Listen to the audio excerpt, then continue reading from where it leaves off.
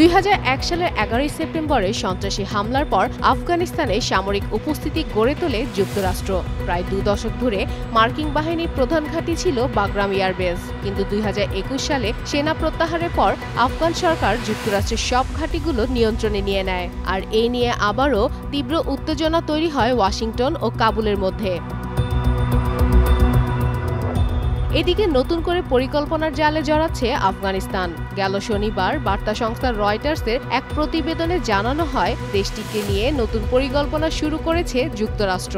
সামাজিক যোগাযোগ মাধ্যম ট্রুথ সোশ্যালে এক পোস্টে প্রেসিডেন্ট ডোনাল্ড ট্রাম্প হুঁশিয়ারি দিয়ে বলেন, যুক্তরাষ্ট্রকে যদি বাগরাম ঘাঁটি ফিরিয়ে না দেওয়া হয় তাহলে খুবই খারাপ কিছু ঘটবে। যদিও এ নিয়ে আফগান সরকারের সঙ্গে আলোচনা চলছে, প্রয়োজনে সামরিক পদক্ষেপ নেওয়া হতে পারে বলেও ইঙ্গিত দেন ডোনাল্ড ট্রাম্প।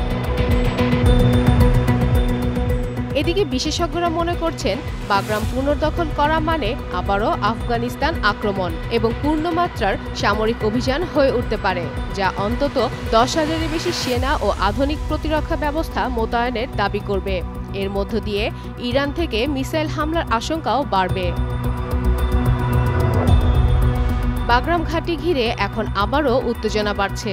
আফগান মার্কিন উপস্থিতির বিরোধিতা করলেও ট্রাম্প স্পষ্ট জানিয়ে দিয়েছেন, ঘাঁটি ফেরত না দিলে কঠোর পদক্ষেপ আসবে।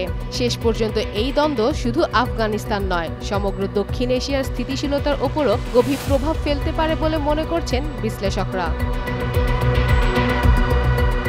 ফাতেমা ফাতেহ জান, যুগান্তর নিউজ।